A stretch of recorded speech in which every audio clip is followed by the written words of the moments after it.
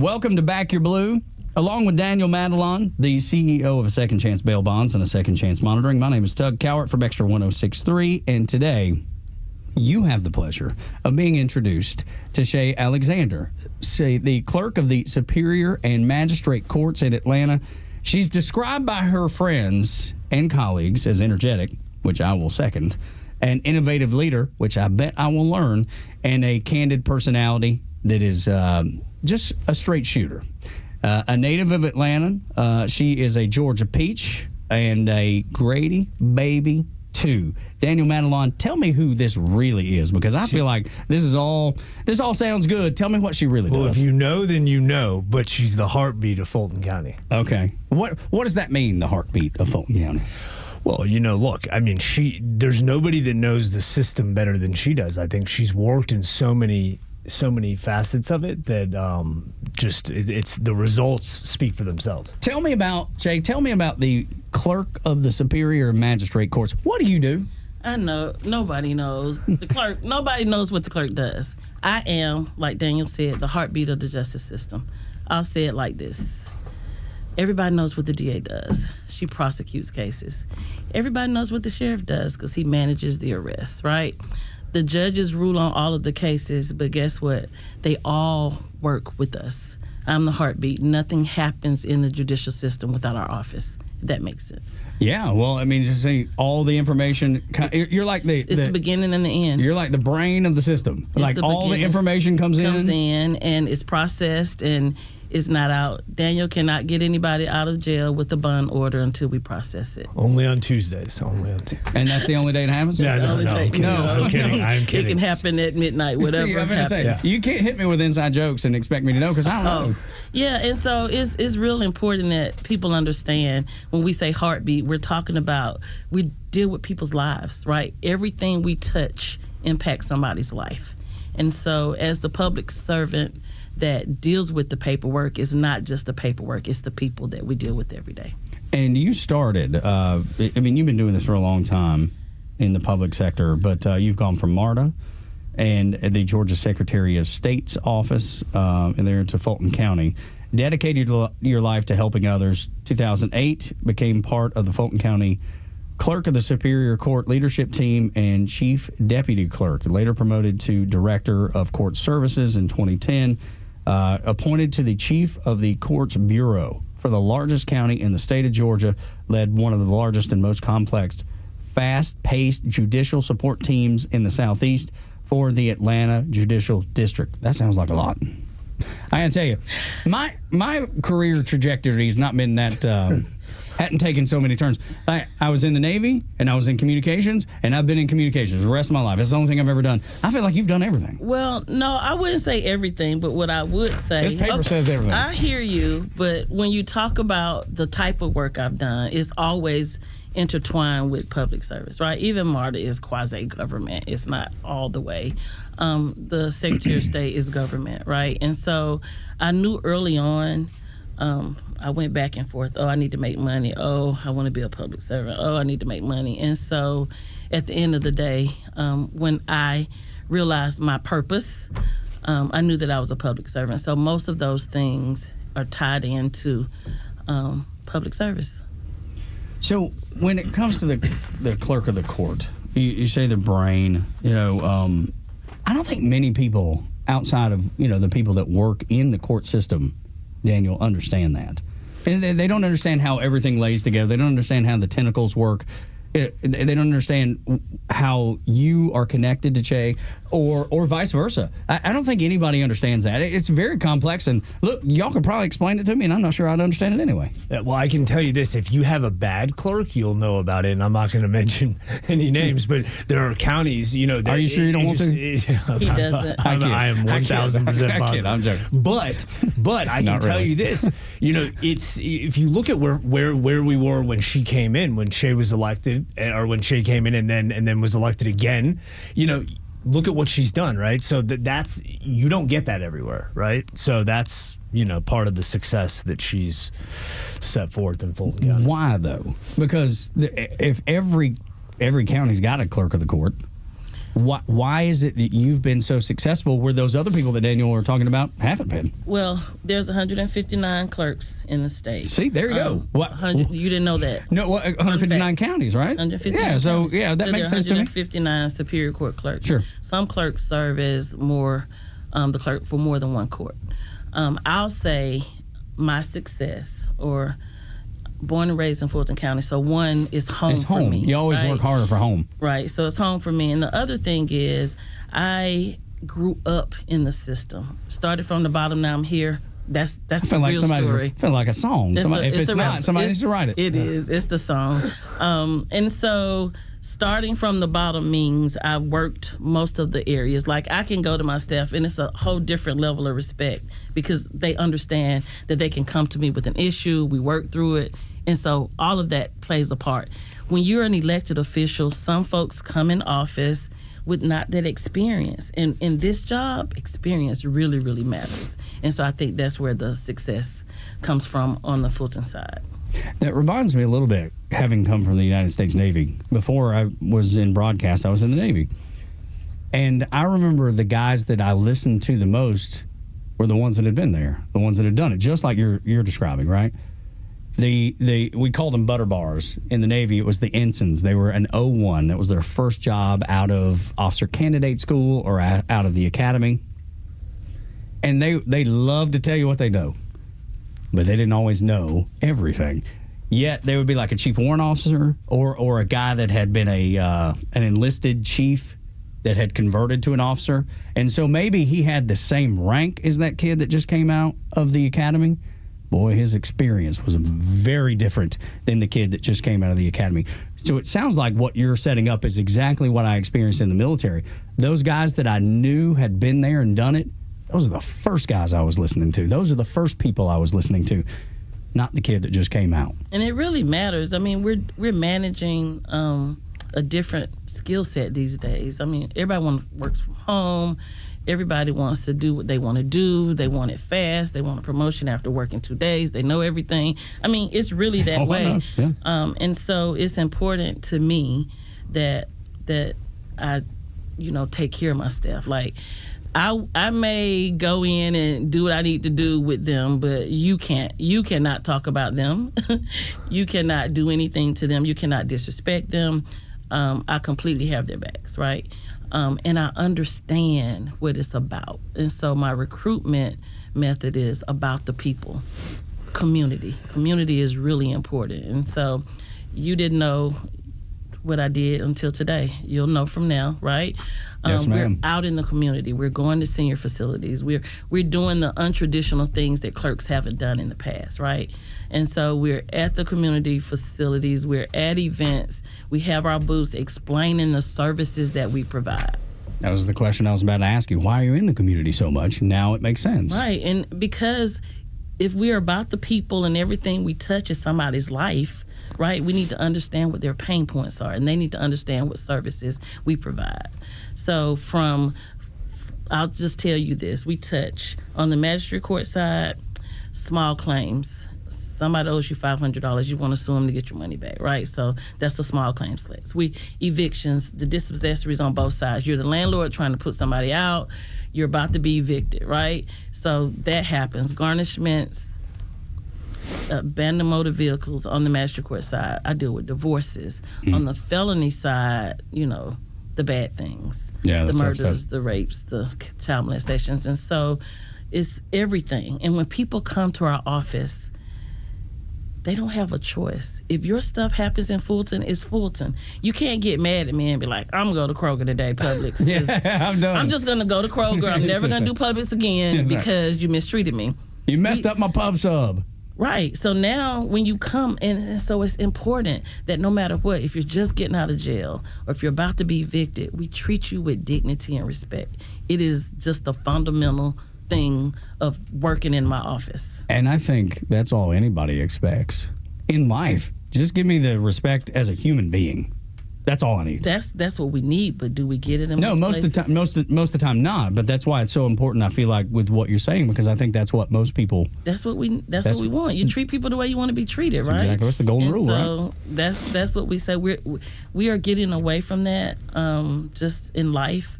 But it's important. It's important that the people that work in the office understand that, and that we do a good job for the people. That's just it, right? That's all I want to do. Daniel, how does that affect the links that they go through and go to reach out to communities, to let people know what's available, to let people know? I think it's great, especially in what she does, because, look, at the end of the day, these people. With the clerk's office, you're waiting on court dates and things of that nature, at least on my side of stuff, right? From on the bonding side.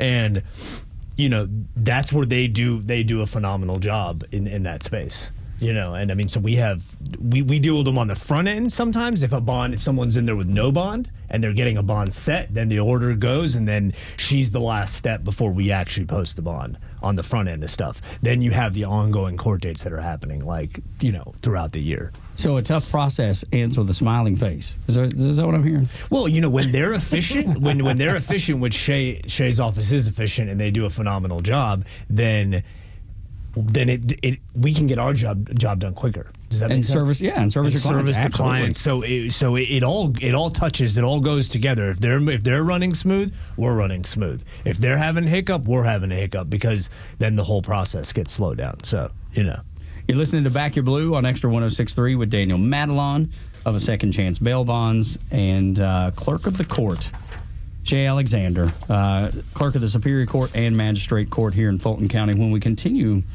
I want to talk about coaching those expectations, because you brought up people that want to, raise day two, they want to work from home every day. Let's talk about managing those expectations, how you do that, and why it's beneficial for the folks that work for you. It's just setting those expectations. When we come back on Extra 106.3. Welcome back to Back Your Blue on Extra 106.3. My name is Tug Cowart.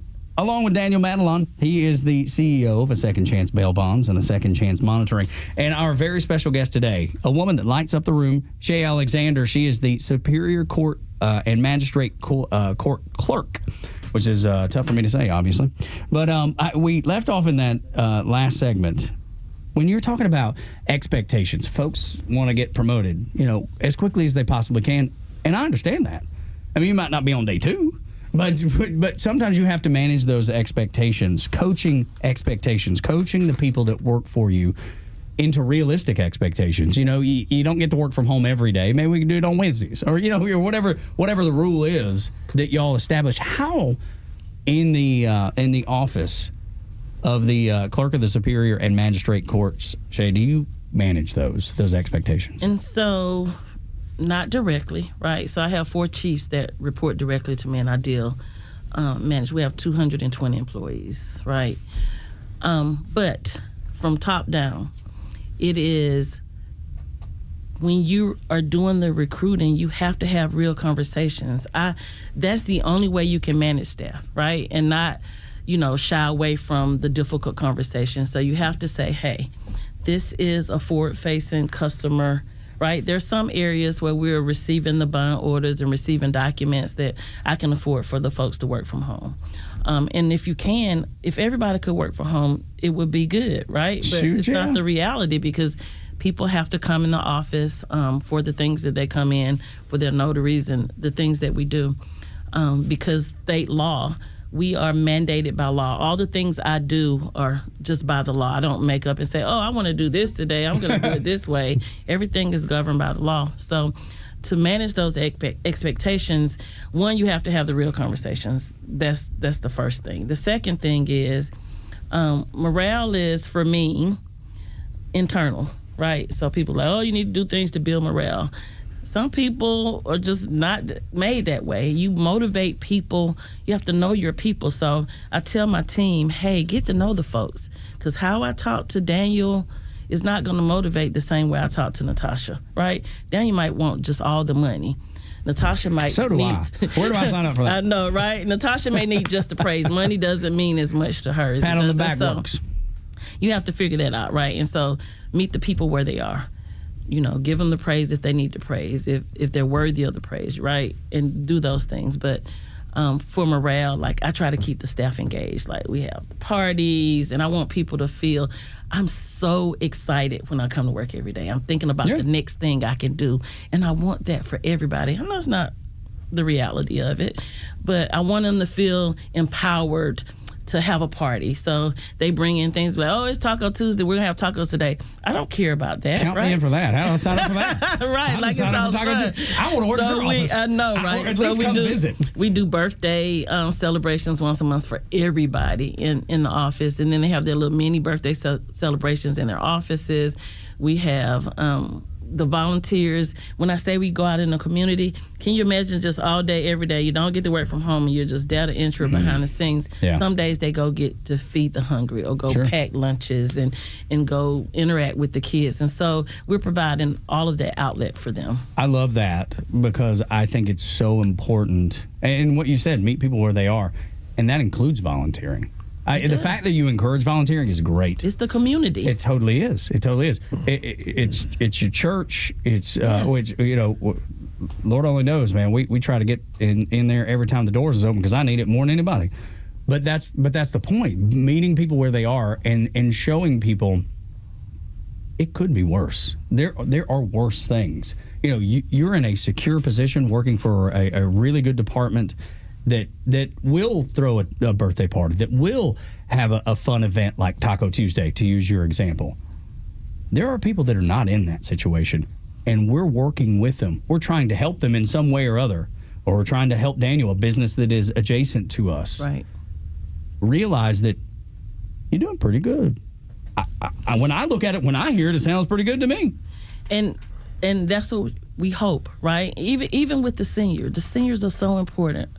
And the kids. So we go volunteer. The senior facilities are calling me like, Humane Society. We are, So, and then you find your way for every employee, because every employee doesn't want to go to a senior facility. Everyone doesn't want to go work with the kids. Everyone doesn't want to work with the animals. Everybody don't want to pack food. So there's something for everybody. I love that. Daniel, and I know that's something that y'all focus on too, just being a part of the community. Y'all do such a great job, and I've seen it up close, and I've been able to see it over the last 18 months that we've been doing this show. How engaged in communities you are. Have y'all been able to be engaged with their staff, like on an event like that? Like, I don't have a great example, but I know so many sheriffs, like Sheriff Taylor. They do the backpack thing. Mm-hmm. Have y'all been able to work with the clerk's office? So we've done some stuff to help support what they're doing, and that's the thing. If we're doing business in that community, then we need to be putting our time in and available. And that's why I love Shay, right? Her core values align with my core values, so it's a no-brainer. If she calls me on the phone and needs something, it's immediate. It's automatic. There's no question, because I know who she is. What would be something that you would reach out to Daniel like in support of? Well, think about it. So we're in this fancy place where the government employees. This is like fancy. We're like in this fancy broadcast. Like I might want to do a podcast after this. We'll talk about that later. You need to. But we're here. I mean, it's corporate. He's corporate. We're government. Yeah. I can't. If Shatavia's doing a great job, I can't just be like, oh, Shatavia, I want to give you a raise this month. I don't have the budget for that, sure. Right? And so it's the little things that, hey, Daniel. And this is the plug. I want to have a goals stepping into the New Year event in January. I may need some sponsorship to help me get some swag for the party, right? And then I would call and say, hey, is that right? This is really good. So I would do that, and then possibly he might say yes. Right? I bet he does. And so it's those partnerships. It's those partnerships with the Georgia Powers and the Coca-Colas and the Second Chance. UPSs and the Second Chances that give us the opportunity to do things for staff that they would normally be able to have access to or to get because of that corporate sponsorship. Which is great, because if they're having a good time, just like the same thing we do with our team, we do the community events and the events for the staff. But when we're all working together, then you're working at 100%, which rarely happens, as we all know. I mean, that's just how it goes. But it works, and it works really well. when it's clicking, which is awesome. Well, I've seen it with the folks that work for you. I've seen that, and I've seen it play out. So I know that people are in a good place when they're working. They show up, they do the things that they need to do, and they go above and beyond. Yeah. Because they have that almost encouragement to do so. Right. They've realized, hey, this is a pretty good spot to be. I'm going to work my tail off for a guy that's being good to me. And it sounds like your office is just the same way. And I am trying, like the culture, I inherited a lot. I've been recruiting, right? But there are people that have been there for a while. And so, the book says it takes 3 to 5 years to change a culture. So day one, I came in the first week and I was like, hey, let me just be very clear about this. The culture shifts today. We're not disrespecting each other. We're not going to do these. Here are the things that we're not going to do. Here, you're putting on notice today, my first week there. And that's for everybody. Saw it. It was just across the board. Yeah, sure. The entire staff. Sure. And then you gradually saw that things were changing and people, I had people engaging in volunteer activities that you never saw outside of the office. I'm like, oh, my God, you got John to come out. I'm like, John, we're talking about you, brother, right now. So, yeah, it's really been rewarding for me as a leader to see the people that really believe in what we're doing. It seems that you already light up the room. You already make the room right. No, I don't know Imagine why. That. That's what I've picked up on. I know it's me. Yeah, little old me. Oh, okay. But talk about that. When you already have a personality like yours that's geared toward positivity and doing things the right way, it still has to be encouraging when you see John, who may not ever volunteer, and then all of a sudden John's there volunteering, and you see him abiding by the unspoken rules of the office or some of the spoken rules of the office, but participating. It has to be rewarding. It is, and I'm getting kind of teary on a serious.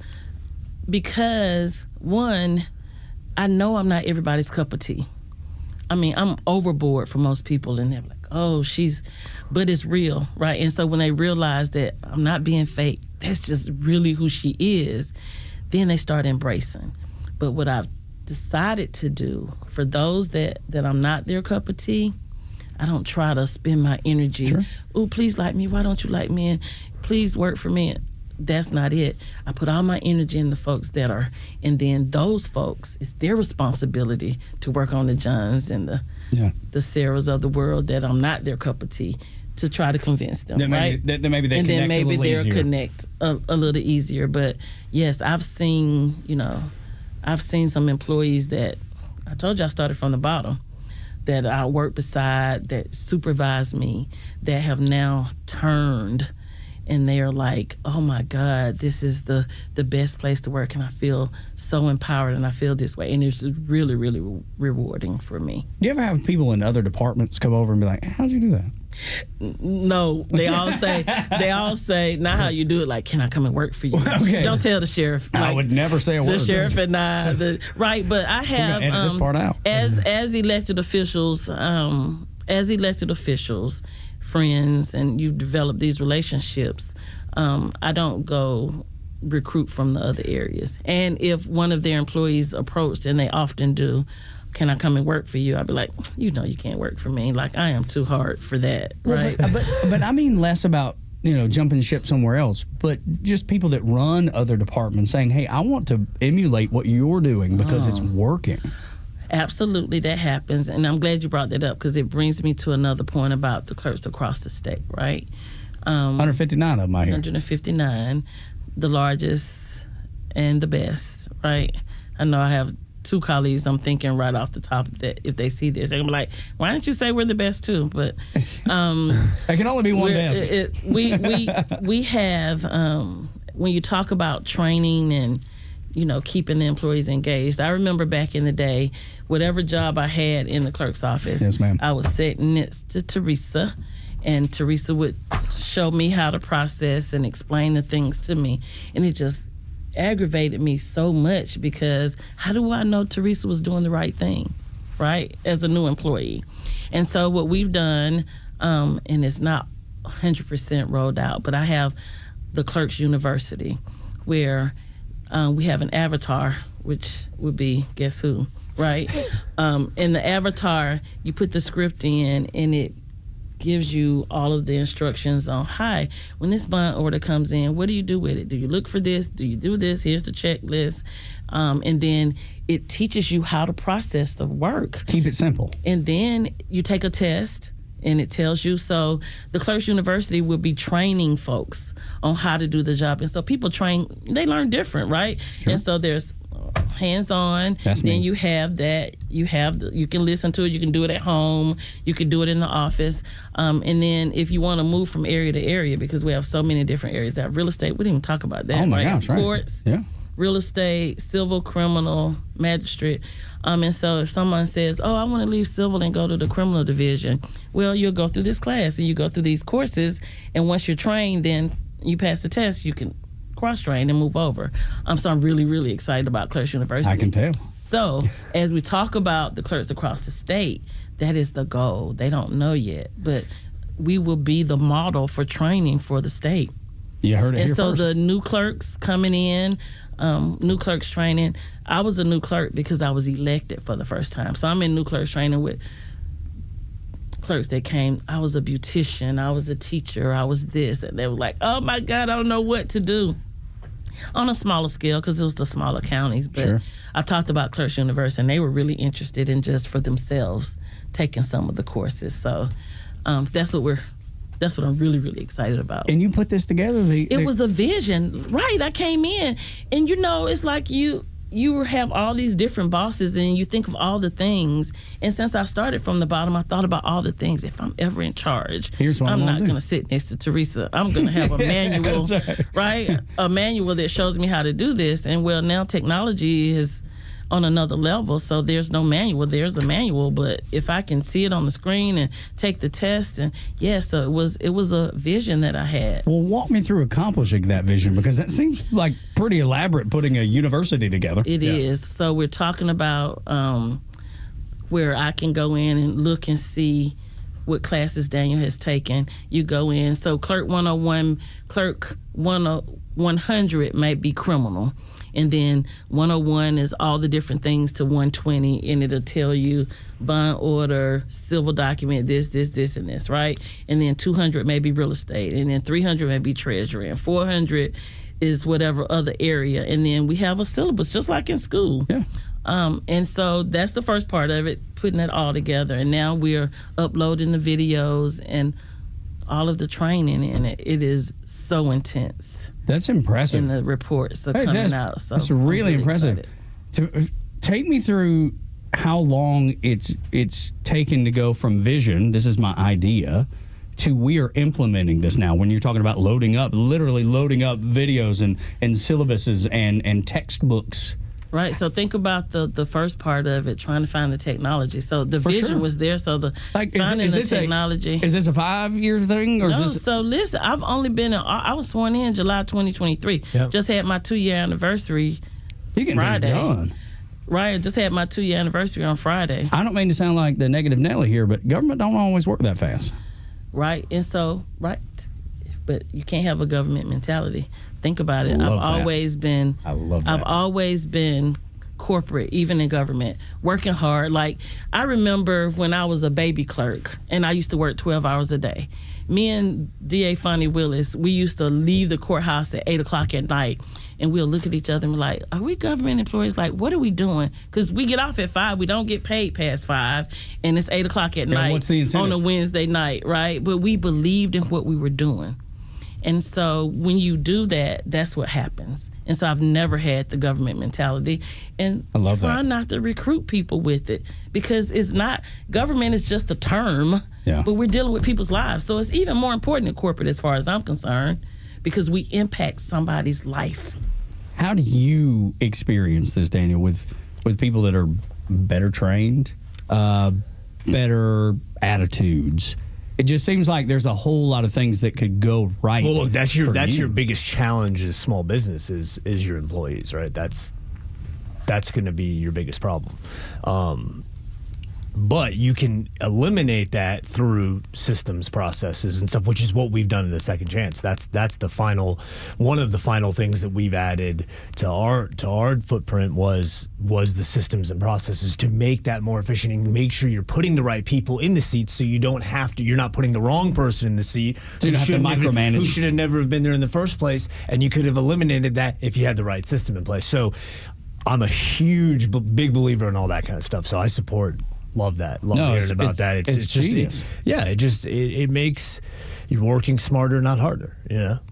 It sounds cliche, but it's really true. But it's true. There's a reason it's a cliche. Listen, when you sit and waste your time on something for 8 hours in a day, and then you find out you could have done it in an hour, I'm mad. Yeah, you'd be pissed. I don't care. Yeah. One of my favorite sayings is, and I do this in all my meetings, I'm like, you guys, I'm driving this bus. And my job is to keep looking back, making sure you're in the right seat, because it's okay. Yeah. It's okay if you move. You have to pivot. If you cannot pivot, you're not doing a good job. If you're not able to say, hey, let's take a step back. This really is not going the way. Or instead of just putting your foot down saying, we're going to do it anyway. It's going to work out. It's going to work out. And you know it's never going to work out, right?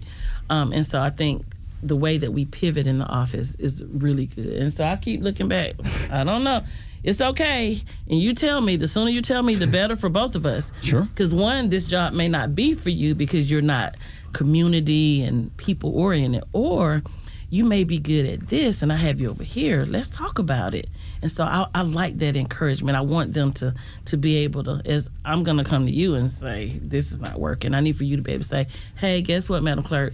I am better fit for this. If I have an opportunity, can I shift over here? Because me sitting behind this desk all day, every day, is just not working. It's driving me for crazy. Me. Right. It's not the right fit. But So that Clerks University helps you. It gives her the answer that she that she needs. Because I mean, moving people, it's people like driving, right? Driving to work. I always say burnout's a real thing, and people are like, no, it doesn't matter. They just want the job, and I'm like, no. Driving. The first job I had, one of the real jobs I had in Georgia was I drove 50-something miles each way. Oh my goodness. And you want to know what? For 2.5 years. But listen, this is the deal. When you do that, it wears you out. So I tell people, at my office, I'm like, listen, put them at the Cobb office. If they live in Cobb, put them in Cobb. Don't put them in Clayton County if they live in Cobb, because in 6 months, you're going to be having a conversation. Why are they so upset? Well, because you got them driving 2.5 hours each way to work every day. That'd be awful. I couldn't imagine. And that's a real thing. Yeah, but you can eliminate that with your systems and processes.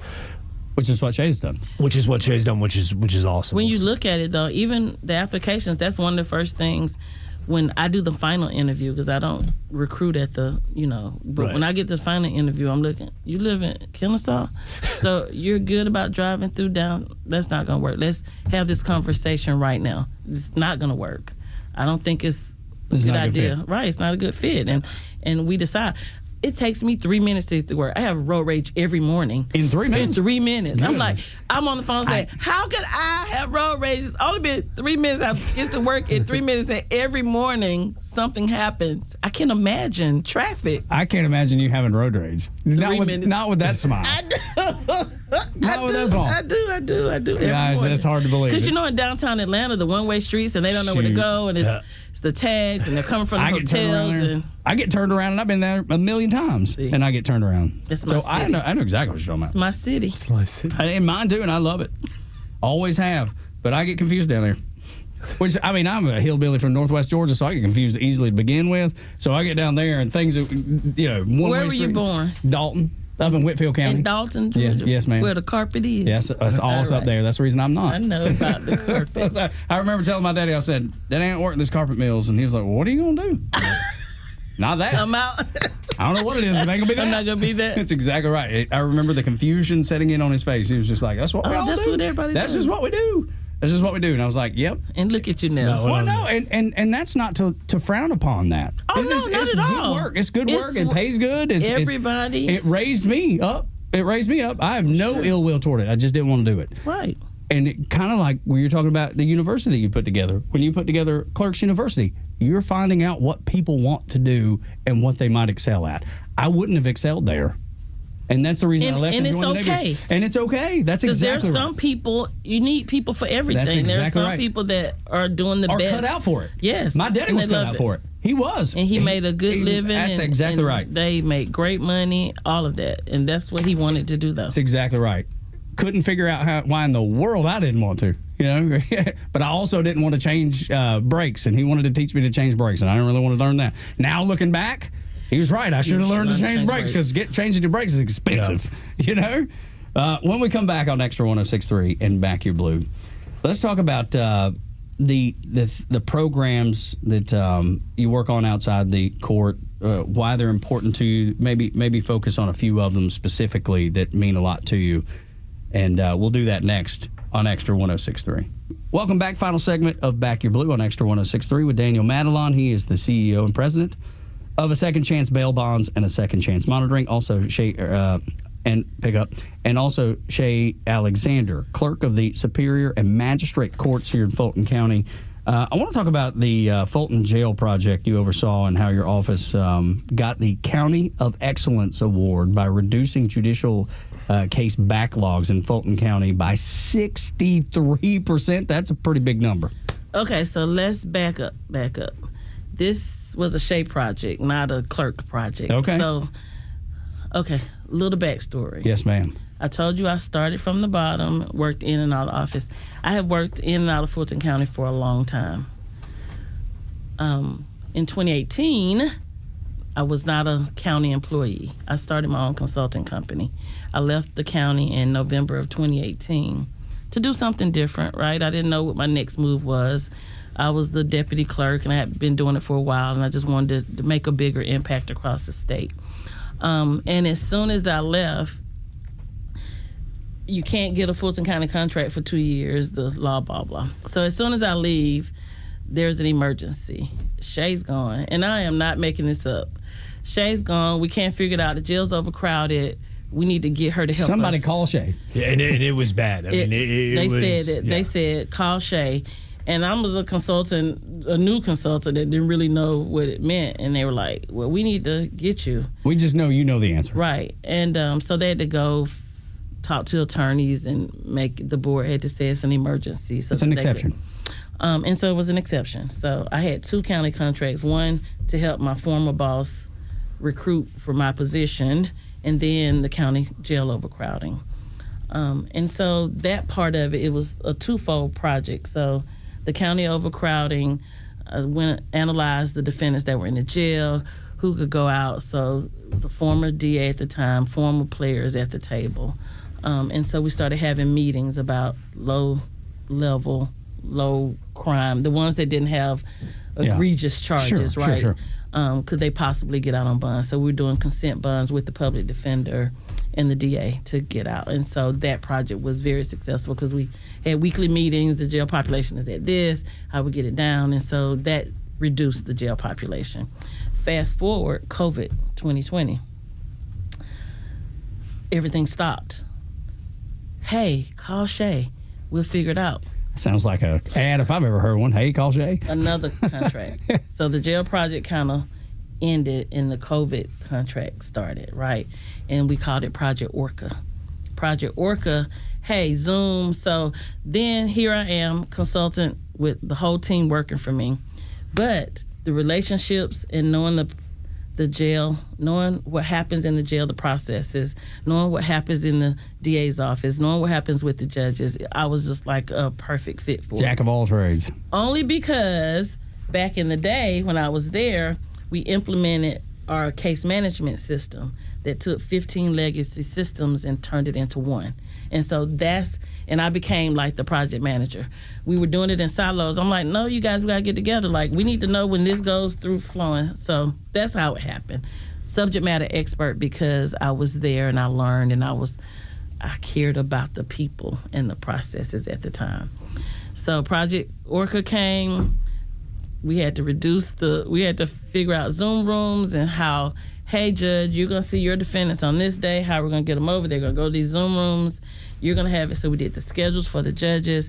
We have court. It was huge, right? And so then we started talking about reducing the cases and how would we do that. We set up models and we ended up getting an award But I was a consultant at the time. Okay. All right. And Daniel, that, obviously was big for y'all. Oh, well, really, chance. on all sides of it, yeah, but primarily the bonding side, because, the jail was overcrowded. It was packed beyond belief. Not because anybody was doing anything wrong. Yeah, it's just that was the reality of what we were dealing with. So having her help in that helped us on the bonding side. So it was welcomed. Yeah, at the least, that was the minimum, because it was a pretty crazy time during that time period. Yeah. Shay, before we close, got a couple minutes left here. I want you to talk about some of the programs that you've worked on outside the court that are really important to you, that you feel like has made a big impact. Record restriction. Okay. So.